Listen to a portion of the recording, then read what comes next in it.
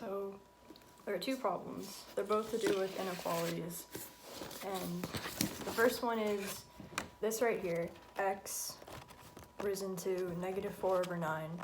Write that in radical form using positive exponents. Okay. Do you want to do that? No, why don't you teach me?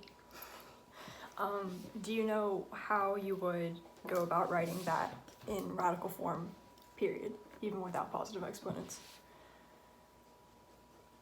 I don't think I recall.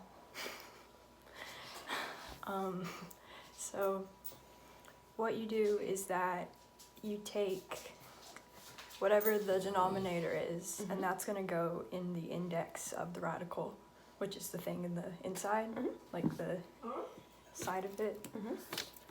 So you put 9 there. And then the number or the variable that we have goes inside of the expression. And then where do you think the last number we have goes? In front. No. It's ends up, you put a parenthesis around it and then you raise it to that. Okay. But that would be it if there were no negatives in the problem. So do you know what we do if there's a negative? No. So you know, like reciprocals, what that means, right? Yes. So this problem could be put over 1. Okay. How would we do the reciprocal of that? We would put 1 over this. Yes. And so the final answer would be 1 over the expression you just created. Okay. Do you understand that? Like if I gave you like another... Yeah, very simple. Yep, that was a simple one. The other problem is the table below contains points. Use it to solve the inequality y1 is greater than or equal to y2. So if you look at this table, do you have any idea where you'd even start?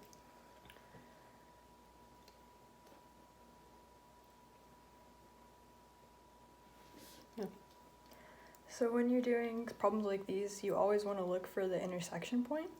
And when it's in a table like this, it's where your y's are going to be equal.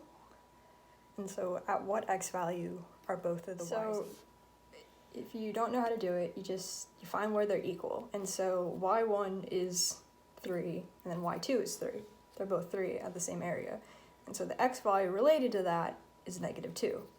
So -2 is where the y's are equal. And so now you take that intersection point, which is -2, and you have to see, you're trying to solve the inequality of when y1 is greater than or equal to y2. So if you start from right here, are we going to go up or down to see if y1 is greater than y2? Down. Yep. And so that means we want the numbers that are going to be greater than -2. So the answer would be, what's the sign for greater?